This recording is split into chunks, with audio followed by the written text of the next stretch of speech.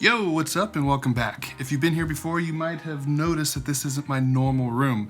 Feels weird to say considering what's going on in the world right now, but I'm actually away in San Antonio for a school for work, and I'll be living in a hotel for the next month. One sec.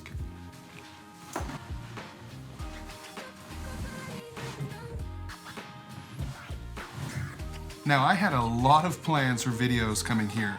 I was gonna take advantage of the change of scenery and the different resources available to me. I even drove 36 hours from Washington just so that I could bring my camera equipment and my computer to continue editing and making content and streaming and doing all the things that I normally do despite being in a different state. Then things in the world changed just a little bit. Now I'm stuck in this hotel away from my home and my family, and just like a lot of you, I'm trying to make the most out of it. I've been seeing a ton of people who are making a real effort to stay healthy and fit despite gyms being closed and being stuck inside the house. I wanted to do my part and help where I can, so today I'm going to show you a full body home workout that you can do when going to the gym isn't an option, or when there isn't a global pandemic going on and you just don't want to leave your house, because that's okay too. If you didn't know already, I work as a physical therapy assistant in the Army, and this workout routine is similar to something I would teach my patients to do as a home exercise program. It's not super advanced, but it'll still give you a good workout. I'm going to go over every exercise as quickly as I can, and then in the future I'll probably put it all together so you can follow along similar to the last videos I put out. If you want to skip the explanations and just see a list of the exercises, then here you go. But I do suggest, even if these exercises look familiar to you, just watch the whole video because I may explain something that you didn't previously know about the exercises, and your dude's trying to get monetized, so all the watch time I can get really helps the channel. Okay, let's do this. The first exercise in the routine is going to be a push-up, and I feel like most people have probably done a push-up before, but there may be some things that you didn't quite understand about it. For example, how wide your arms are. If your arms are really wide, well then you're going to be using more of your chest to do the push-up. If you bring your arms in and it's closer to your body, then you're using more of your tricep to do it. Also, if you're a beginner and you can't do a normal push-up with both your legs up, well then it's perfectly okay to keep your knees on the ground so that you can do the repetitions. Otherwise, go ahead and bring both knees up, keep your body straight, and perform your push-ups. If you're having pain in your elbows or your shoulders, it may be because when you're doing your push-ups, you're flaring your elbows out. So what I want you to do is bring them closer to your body and see if that helps the situation at all. Makes sense, right? Next up is going to be a plank, and this one's pretty simple. You're going to hold yourself in a modified push-up position on your forearms like this, and you're just going to hold and keep your body straight and your core tight. If you can't hold that position, well then what you can do is rest on your knees instead, or you can alternate going back and forth until you're able to hold that plank position for a minute straight. When you're holding the plank position, your core should be contracted.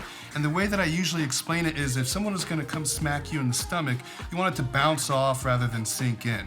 So try and hold that contraction in your core, but do not forget to breathe. If you want to make this exercise more challenging, when you're holding that plank position, you can bring your knee and your elbow, alternating elbow and alternating knee, together and kind of go back and forth with that. That's going to add another element of difficulty to this exercise and really give you a good core workout. Now the next exercise is going to be eyes, wides, and T's off the corner of the bed. Now for this exercise, you're going to lay on the corner of the bed with your arms hanging off the side. You're going to be making an I, a Y, and a T with your arms while you hang off the side of the bed, so it's going to look something like this. Your I, your Y, and your T. If you want to make this exercise more difficult and you have weights at home, whether you can hold on to weights while you do your 3 different positions. This is going to be a good exercise for your shoulders and for your upper back. Our next exercise is going to be a bridge, and we're heading back to the floor. You're going to lay on your back with your knees bent and your arms off to your side. For this exercise, there's usually 3 things that I tell people to worry about. One is that you continue to breathe throughout the whole exercise. Second is that you keep your core tight. Again, almost like if I was going to smack you in the stomach.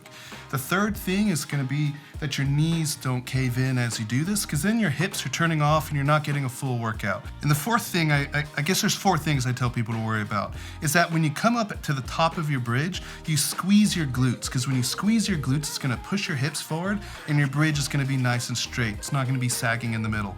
So a bridge is going to look something like this. Remember, I'm keeping my core tight. my glutes are squeezed, my knees aren't caving in, and I'm just coming back down. You're gonna do this for repetitions. If you wanna make this more difficult, well then what you can do is extend one leg and alternate back and forth, so a single leg bridge, and that'll look something like this.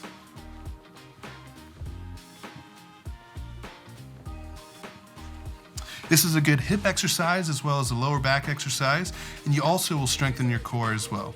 Now this next one is my favorite. My favorite exercise is the squat, and it is surprisingly complicated. But for our purposes, we're just doing a home exercise routine, and it doesn't need to be something super advanced. We don't have a lot of weight on our shoulders, so our form can be a little forgiving. I'm just gonna have you do a regular air squat.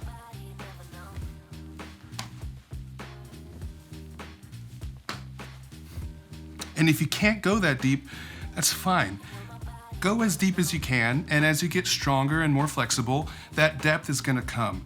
I'm not really too worried about that. What I am worried about is that you don't have a lot of knee pain when you do this. If you are having knee pain while you do these squats, it could be for two different reasons. Either your knees are caving in because you're turning off your hips, so your squat looks like this, or your knees are going too far past your toes. If it's because your knees are caving in, you need to strengthen your hips and also just actively think about pushing your knees out. If it's because you're going too far past your toes, it may be because you're initiating your squat with your knees first. So when I initiate a squat with my knees, it's gonna look something like this. And my knees are gonna shoot forward, and we do what I like to call the Spider-Man squat, right? So start the squat by bending at your hips first, almost like you're trying to sit into a chair. When you do it that way, your knees are gonna stay in a better position throughout your squat. Does that make sense? If not, well then leave a comment down below and let me know. If squats are too easy because you're used to doing them with weight on your back and you wanna challenge yourself some more, well then grab a chair and do a single leg squat. What you're gonna do is put one foot behind you on top of the chair and then continue to do your squats, just single leg.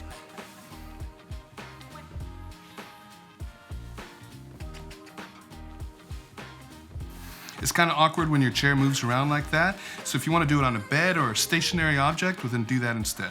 While you're standing, you can just go ahead and transition into the next exercise, which is just going to be calf raises. This might be pretty simple for some people, so if you have something heavy to hold on to while you do this, that's even better. The last exercise is going to be for our hamstrings, and we're going to do this on the side of our bed as well.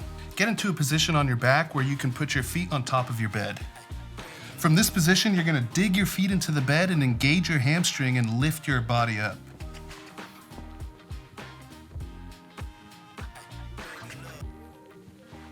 If you're doing this correctly, you're really gonna feel it in your hamstrings after 10 repetitions. Okay, so I'd recommend doing these exercises 3 sets of 10. You can do individual exercises for 3 sets of 10, then move on to the next exercise, or you could just do all the exercises for 1 set of 10 and then do the routine 2 more times. I prefer that way because it turns it into a circuit and you get kind of a cardio workout as well, but I'll leave it up to you to decide. I would do this 3 times a week and space it out every other day. That way you give your muscles a chance to recover. If you've got questions about the exercises or anything really, well then you can head over to Twitch, where I stream 3 days a week. Now, I'll tell you right now that my hotel Wi-Fi is pretty trash, but I'm trying to stick to my normal schedule. If you enjoyed this video and you want to see more from me, well then consider subscribing. Share this video with a friend of yours who might also be stuck in the house and looking for a good workout. So until next time, stay safe, stay healthy, and wash your hands, please. I'll see you next time. Peace.